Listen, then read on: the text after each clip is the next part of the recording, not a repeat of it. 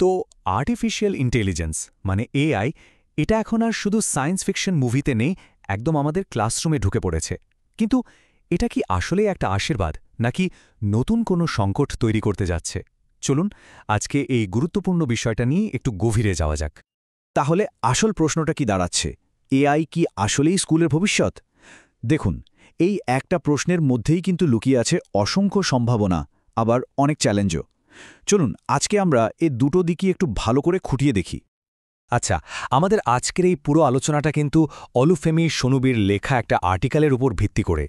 আমরা এর ভেতরে তথ্যগুলোকেই বিশ্লেষণ করে দেখব যে ক্লাসরুমে এআই এর ভবিষ্যৎটা আসলে ঠিক কেমন হতে পারে।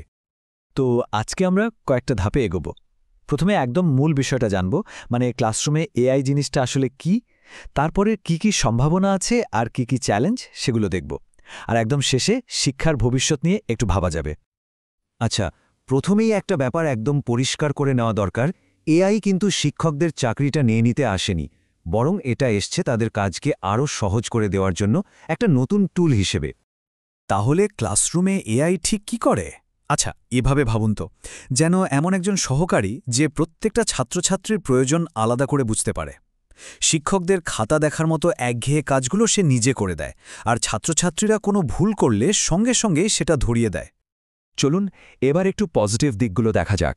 এআই ক্লাসরুমে ঠিক কি নতুন সম্ভাবনা তৈরি করতে পারে যা ছাত্রছাত্রী এবং শিক্ষক দুজনের জন্যই উপকারী। এর সবচেয়ে বড় তিনটে সুবিধার কথা যদি বলি, প্রথমটা হলো পার্সোনালাইজড লার্নিং, মানে প্রত্যেক ছাত্রছাত্রী তার নিজের গতিতে নিজের মতো করে শিখবে। দ্বিতীয়টা হলো ইনস্ট্যান্ট ফিডব্যাক, এতে ওরা ভুল করার সাথে সাথেই শিখতে পারে। আর ৩ নম্বরটা হলো এটা শিক্ষকদের অনেক সময় বাঁচিয়ে দেয়, যে সময়টা তারা ছাত্রছাত্রীদের পেছনেই আরও ভালোভাবে দিতে পারেন। একটা দারুণ উদাহরণ দিই, ALEX। এই প্ল্যাটফর্মটা ঠিক ধরে ফেলতে পারে কোন ছাত্র বা ছাত্রী কোন বিষয়ে ভালো আর কোথায় আটকে যাচ্ছে, আর ঠিক সেই অনুযায়ী শুধু তার জন্য একটা স্পেশাল লেসন প্ল্যান বানিয়ে দেয়। আর একটা ভাবুন তো, গ্রেড স্কোপ। এটা একটা গ্রেডিং টুল যেটা খাতা দেখার কাজটা অটোমেটিক করে দেয়, মানে শিক্ষকদের আর ঘন্টার পর ঘন্টা ধরে খাতা দেখতে হচ্ছে না, আর যে সময়টা বাঁচল সেটা তারা ছাত্রছাত্রীদের পড়ানোর কাজেই লাগাতে পারছেন।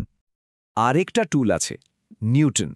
এটা একটা লার্নিং অ্যাসিস্ট্যান্টের মতো, যেটা ছাত্রছাত্রীদের শেখার ধরন বা অভ্যাসটা খেয়াল রাখে, আর সেই ডেটা অনুযায়ী শেখার পুরো পরিবেশটাকেই বদলে দেয়, যাতে ওরা আরও সহজে শিখতে পারে। কিন্তু যে কোনো প্রযুক্তিরই তো একটা উল্টোপিঠো থাকে, তাই না? তো চলুন এবার এআই ব্যবহারের কিছু বড় বড় চ্যালেঞ্জ আর উদ্বেগের কথা বলা যাক, বিশেষ করে সেই জায়গাগুলোতে যেখানে মানবিকতার প্রশ্নটা জড়িয়ে আছে। এই স্লাইডটা ব্যাপারটা খুব পরিষ্কার করে দিচ্ছে। দেখুন, একদিকে এআই প্রত্যেককে আলাদা করে শেখাতে পারে, ইনস্ট্যান্ট ফিডব্যাক দিতে পারে, কিন্তু অন্যদিকে এআই তো আর মানুষের আবেগ, সহানুভূতি বা মানসিক সাপোর্টটা দিতে পারে না। অথচ একজন শিক্ষার্থীর বেড়ে ওঠার জন্য এই জিনিসগুলো কিন্তু অপরিহার্য। এখানে কয়েকটা বড় ঝুঁকির কথা বলতেই হয়। ১ নম্বর, শিক্ষকদের মধ্যে চাকরি হারানোর একটা ভয়। ২ নম্বর, এই প্রযুক্তি বানানো এবং স্কুলে স্কুলে চালু করার খরচটা অমচম বেশি।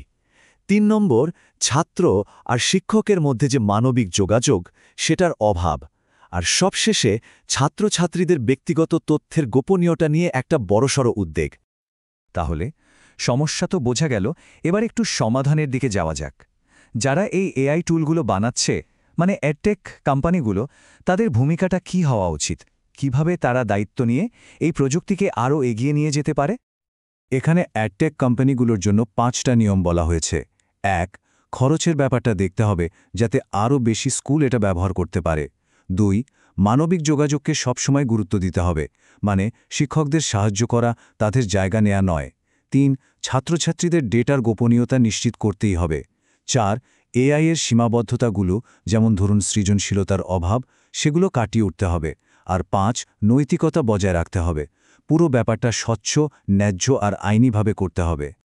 তো সব মিলিয়ে আমরা আলোচনার প্রায় শেষ পর্যায়ে চলে এসেছি। আসল কথাটা হলো, শিক্ষার ভবিষ্যৎ কিন্তু নির্ভর করছে আমরা এআইকে কতটা সতর্কভাবে আর সবাই মিলে একসাথে প্রয়োগ করতে পারি ঠিক তার উপর। আর্টিকেলের শেষে একটা দারুণ আশার কথা বলা হয়েছে। কোটটা হলো, আমি বিশ্বাস করি যে এআই আমাদের শিক্ষাদান এবং শেখার পদ্ধতিতে বিপ্লব ঘটাতে পারে। মানে যদি আমরা চ্যালেঞ্জগুলো ঠিকঠাকভাবে মোকাবেলা করতে পারি, তাহলে এর সম্ভাবনা কিন্তু সত্যিই অসীম। তাহলে শেষ প্রশ্নটা কিন্তু এটাই, এআই তো আসলে শুধুই একটা টুল, এটা নিজে থেকে ভালো বা খারাপ নয়। এখন সিদ্ধান্তটা আমাদের হাতে যে আমরা এই শক্তিশালী টুলটাকে ঠিক কিভাবে ব্যবহার করব। এটা কিন্তু ভাবার মতো একটা বিষয়।